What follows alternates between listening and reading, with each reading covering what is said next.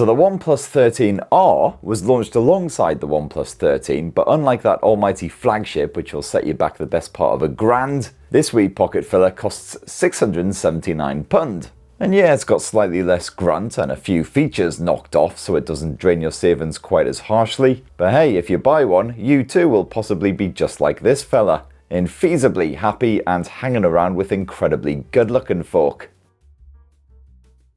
Or maybe f***ing not. Anyway, I've been having a good old play with the OnePlus 13R, so here's what I reckon compared with the original OnePlus 13, which is pretty bloody fantastic. And for more on the latest and greatest tech, please do subscribe and ding that notifications bell. Cheers! So as soon as you yank it out the box, the OnePlus 13R does feel like a more budget-friendly version of the OnePlus 13, which is rather apt because that's exactly what it is. It doesn't have quite the same premium heft or that fancy pants quad-curved display or the same exquisite hand feel courtesy of some well-placed curvature.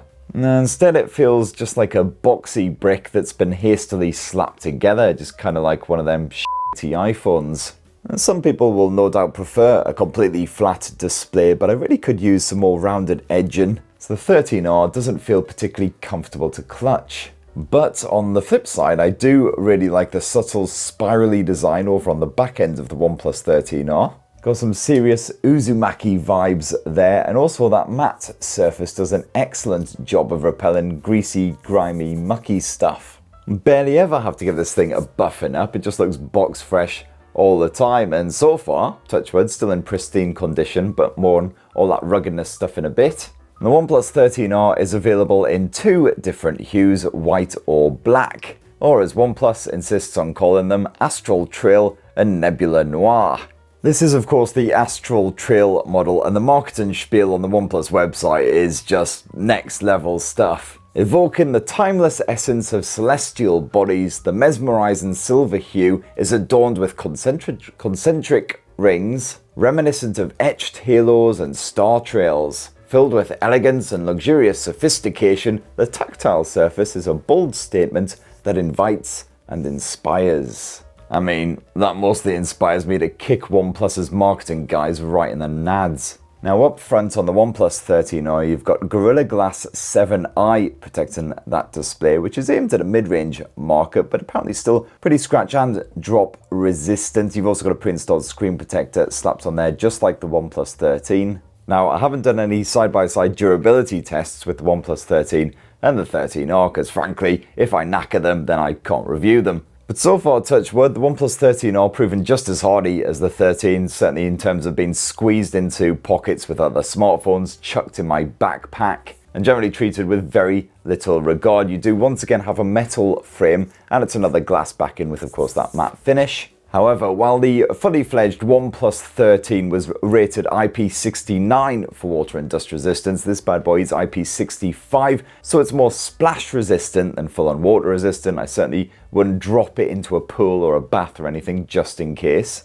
But it can survive a severe spurting, as this willing volunteer is expertly demonstrating. And also it's good to see that this lad likes to bathe while fully clothed, which is also very much my preferred attire for the swimming pool. OnePlus's gloves mode is back in action here on the OnePlus 13R, and it works pretty well, although you will have to jab that screen rather hard for this to actually register your swipes and pokes and such forth. And don't forget to actually switch it on in the settings as well if you're going to be using that. And you've also got a good bit of wet touch, smirk, snigger, etc. So when the screen is quite moist, it's still generally fairly sensitive, although sometimes if it's excessively moist, then just no chance. I think it might be called Aqua Touch actually, not Wet Touch. I think this is my filthy brain as usual. And the OnePlus 13R also boasts a pretty decent in-display fingerprint sensor, even if it's just a basic optical effort now compared with the ultrasonic scanner on the regular OnePlus 13. So not quite as cracking if your mitts are a bit wet, a bit grubby, but it doesn't matter because you've still got that excellent face unlock action on board. And like that flagship, once you boot up the OnePlus 13R, you got a tasty bit of OxygenOS 15 slapped on top of Android 15, complete with 4 OS updates and 6 guaranteed years of security patching as well, which is better than what some flagships offer.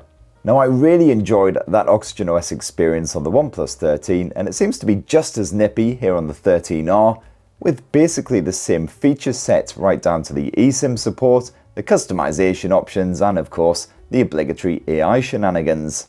Now this includes Intelligent Search, which is an upgraded version of the regular global search, which can now scour through all of the documents you've got right here on your OnePlus 13R. So for instance, you can say, what's the most expensive bottle of wine at the Cambridge Brewhouse? And as you can see, I've actually got the menu for the Cambridge Brewhouse downloaded onto my phone. It's scanned through that and discovered the most expensive bottle is 30 quid. Not too shabby. But I tell you, I doubt I'd be able to notice the difference between that and our usual £3.50 little special. And do they have any decent whiskies at the Cambridge Brewhouse?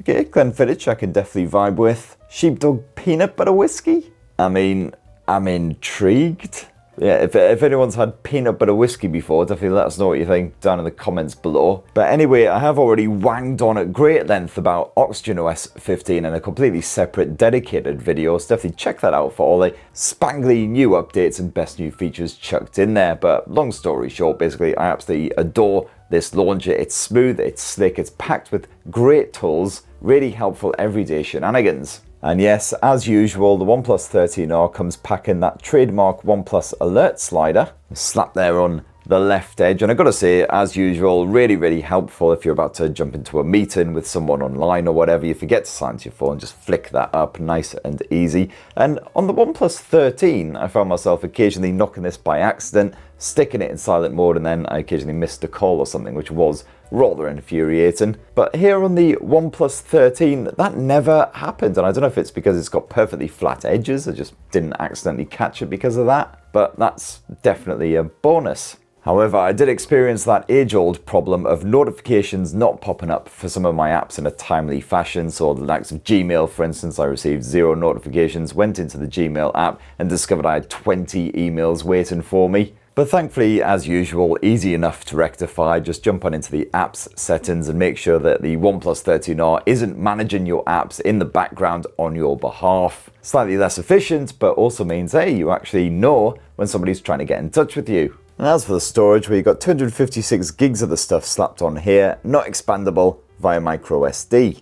Now when it comes to the screen tech, it is a very different proposition here on the OnePlus 13R versus that 13. Although it's once again a sizable Pro XDR panel slapped on that front end, albeit slightly smaller and a wee bit less crisp as well. This 2780 by 1264 pixel resolution.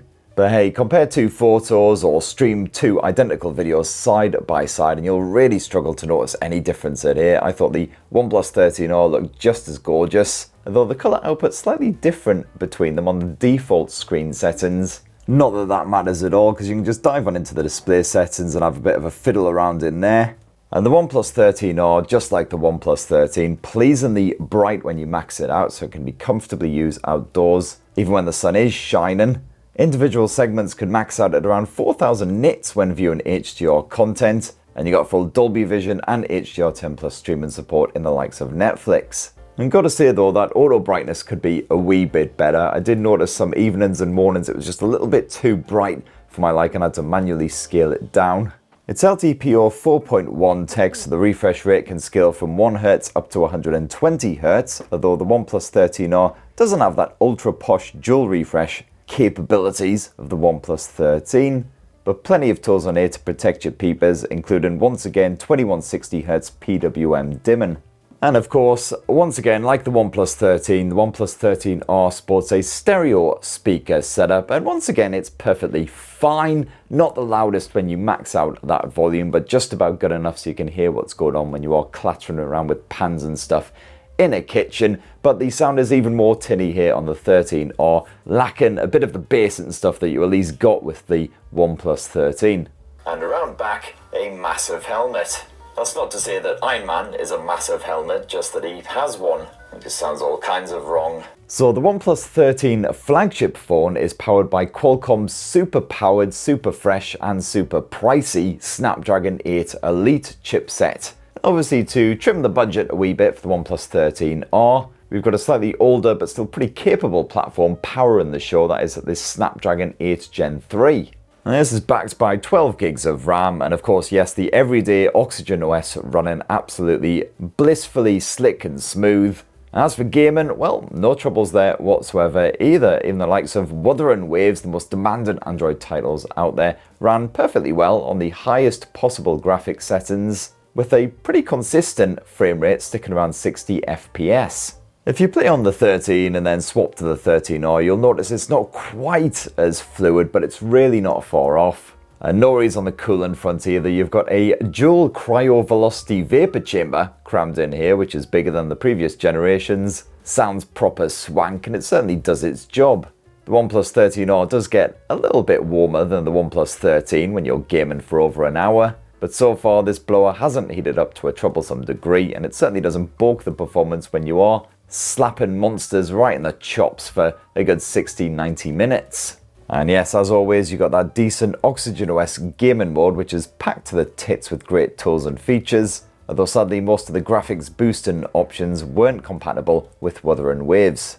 And just like the OnePlus 13 flagship, you've once again got a 6,000 mAh capacity cell crammed into this shiny chassis, and certainly one of the bigger efforts around, and it does mean excellent battery life on this thing. And battery drain is seriously just a trickle if you've got the screen on and you're just doing a bit of web browsing, just flicking through documents or whatever. And as an example, for instance, right now it's almost 8:30 in the morning. I got up at 6:30 this morning. I've had that screen on for almost an hour and a half, demonstrating features to the camera and also just checking emails, etc. And right now that battery is still at 97%. Of course, once you get a bit of gaming on the go or stop playing around with that camera, you'll notice obviously the battery drains a lot more quickly. But seriously, one day I managed to get this thing down to 25%. That's the lowest I've had it. And that was with over an hour of Wuthering Waves action, plenty of camera play, lots of music streaming in the background, etc, etc. Most days I end with around half of that battery charge still remaining.